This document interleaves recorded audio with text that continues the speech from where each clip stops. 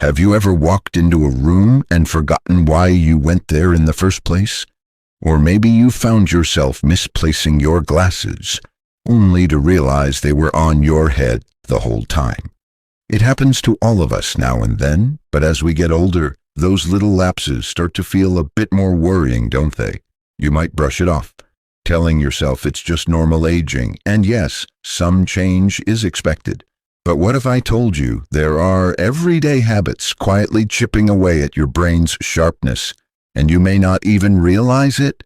These habits can creep in so subtly after 65, becoming part of your routine until one day you wonder why your mind isn't as quick, your memory not as clear, and your focus just a little bit foggier than before. That's what we're diving into today. Those silent, sneaky habits that damage brain health over time.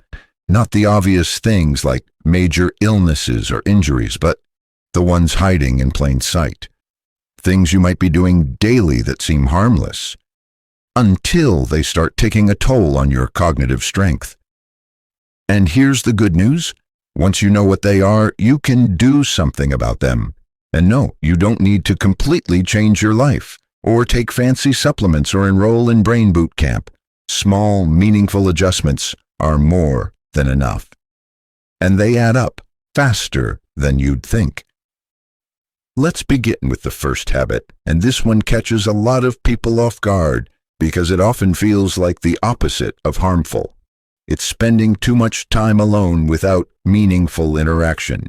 Now, don't get me wrong, there's absolutely nothing wrong with enjoying your own company. In fact, solitude can be peaceful and even healing, but after a certain age, too much isolation can quietly begin to starve the brain of one of its greatest nutrients, connection. Our brains are wired for social engagement, conversations, laughter, storytelling. These aren't just fun, they're exercises for your mind. When you interact with others, you're engaging memory, attention, empathy, even problem solving. But when those interactions fade, maybe after retirement, or due to family moving away, or even from the loss of a partner, your brain starts to lose those little workouts. Over time, that lack of stimulation can contribute to mental fog, forgetfulness, and even early signs of cognitive decline. So what can you do? The key is quality over quantity. You don't need to fill your calendar with non-stop activities. Just a regular coffee with a friend, a quick chat with a neighbor, or joining a local book club or walking group can make a huge difference. Even phone calls or video chats count. What matters is meaningful engagement. It's like food for your brain. And just like skipping meals isn't good for your body, skipping connection isn't good for your mind. Now let's talk about another habit that's more common than you'd think. Getting poor sleep night after night and brushing it off as normal. There's this idea floating around that as you get older, it's normal to sleep less. But here's the truth. While sleep patterns can shift with age, deep, restorative sleep is still absolutely essential for your brain health. And when you don't get enough of it, your brain can't properly clear out the waste that builds up throughout the day, including a protein called beta amyloid, which is linked to Alzheimer's. Think of it like this. Every night, your brain goes into housekeeping mode. It's sweeping away toxins, organizing memories, repairing cells. But if you're only getting 4 or 5 hours of broken sleep, that cleanup crew doesn't finish the job. Over time, the clutter builds, and that's when issues like memory loss, mood swings, and confusion begin to set in. And here's the tricky part. You might not even realize you're sleep deprived. Maybe you're waking up multiple times a night to use the bathroom, or tossing and turning because of joint pain, or just lying awake with racing thoughts. Over time, it starts to feel normal, but it's not something your brain just adapts to. The solution isn't always as simple as going to bed earlier. It starts with looking at what might be stealing your sleep in the first place. Is it too much screen time before bed? Too many naps during the day? Are you drinking caffeine in the afternoon without realizing how it's affecting you later on? Start by building a gentle bedtime routine. Dim the lights an hour before bed. Turn off the TV or put your phone away. Listen to calming music or try deep breathing exercises to quiet your mind. Even small changes like keeping your room cool or using blackout curtains can dramatically improve your sleep quality. And if pain or medical issues are the cause, don't just suffer through it. Talk to your doctor. Your brain depends on that nightly reset. Let's move into something that sounds innocent, but is quietly damaging your thinking power over time. I'm talking about not challenging your brain with new learning, you see. Because sometimes the things that seem harmless, even helpful, can quietly be working against you. And one of those surprising habits is something many people pride themselves on, doing everything themselves and not asking for help. Now, you might be thinking, I've always taken care of things on my own. I don't want to be a burden. And that mindset, while admirable, can be a silent stressor. You see, independence is wonderful. It gives you confidence, dignity, and control over your life. But constantly pushing through, carrying mental loads, and trying to solve everything alone, especially when it starts to feel harder than it used to, can lead to chronic stress. And chronic stress quietly chips away at your brain. When your brain is under frequent low-level stress, your body releases more of a hormone called cortisol. Over time, high cortisol levels can shrink parts of the brain responsible for memory and learning, specifically the hippocampus. You might notice it as increased forgetfulness, trouble concentrating, or a mind that feels scattered. The real danger here is that many older adults don't feel stressed in the way they used to. They have adapted to it. They keep going, keep pushing, and chalk it all up to just life.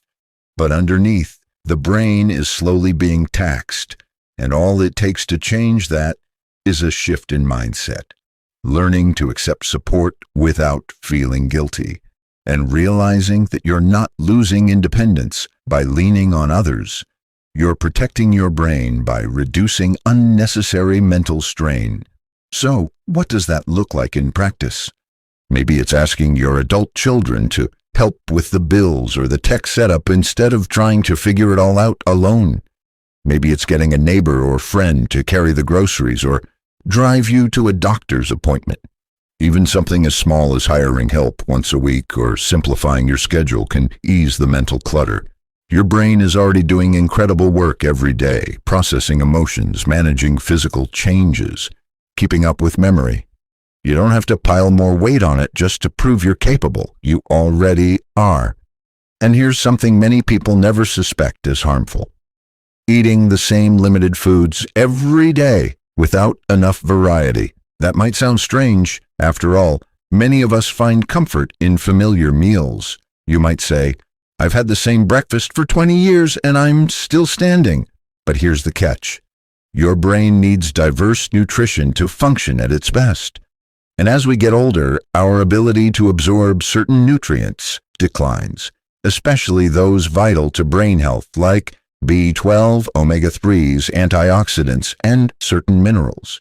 Sticking to a routine of toast and tea or the same sandwich every lunch might feel comforting, but over time, it might not be giving your brain the building blocks it needs to repair, energize, and protect itself. And if your meals are light on color, meaning few fruits and vegetables, or lacking variety, it's likely that your brain is quietly starving for fuel, even if your belly feels full.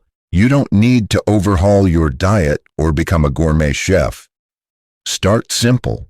Add a handful of berries to your breakfast. Sprinkle some walnuts over your oatmeal. Choose colorful vegetables at dinner. Think bright greens, reds, oranges. Add some fatty fish like salmon once a week, if you can.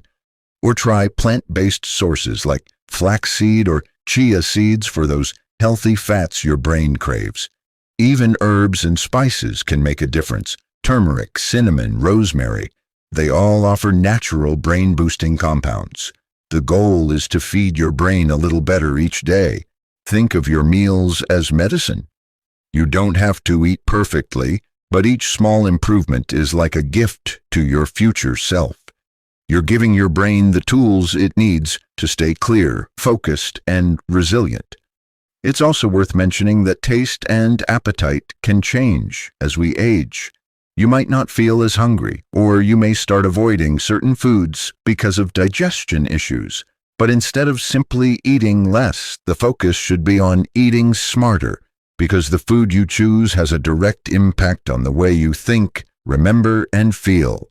And if you've ever found yourself skipping meals just because it feels like too much effort, cooking, cleaning, deciding what to eat, then it might be time to look at easy ways to simplify without sacrificing nutrition. Meal delivery, prepping ahead, or even eating with others to make the experience more enjoyable can go a long way. When you feed your body well, your brain thrives, and a thriving brain makes every part of life feel a little bit brighter. These habits we've talked about, social isolation, poor sleep, avoiding new learning, overloading yourself mentally, and underfeeding your brain, they don't come with warning labels. They don't knock loudly at your door and say, "I'm damaging your memory." They sneak in through the back, quiet, familiar, comfortable. But the beauty of it all is this,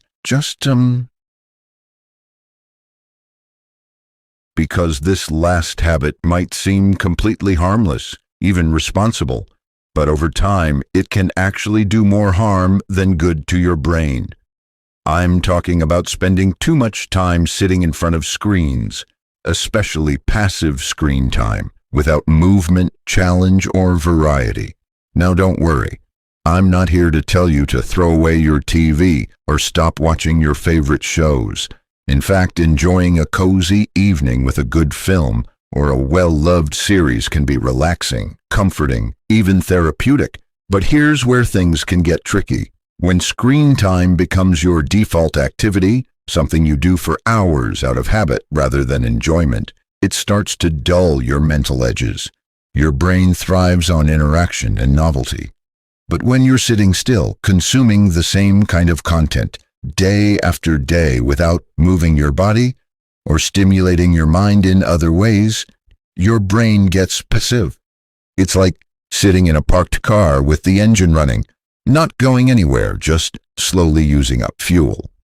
And what's more, excessive sedentary behavior, especially combined with low mental engagement, has been linked to higher risks of cognitive decline. The mind needs movement. Physical activity boosts blood flow to the brain, delivers oxygen and nutrients, and helps with the release of chemicals that support memory and learning. But if hours slip by while you're sitting and staring day after day, the brain slowly starts to lose its spark. Again, it's not about guilt, it's about balance. Enjoy your favorite show, yes, but then stand up, stretch, walk around, maybe do a little light housework or step outside for some fresh air. Even just 5 minutes of movement every half hour can make a powerful difference. Try switching passive screen time with something more interactive a few times a week. Watch a nature documentary and then go out and notice the birds in your neighborhood. Or call a friend and talk about a show you both enjoy. Bring your brain into the experience. You can also look for gentle activities that combine both motion and stimulation. Gardening, dancing in the living room, doing a simple puzzle while you listen to music. All of these wake up different parts of the brain while still being enjoyable and easy on the body. The key is awareness, because it's not about cutting things out of your life. It's about noticing what's quietly taking up too much space and gently inviting something better in. Your habits don't have to be big or dramatic to make a difference.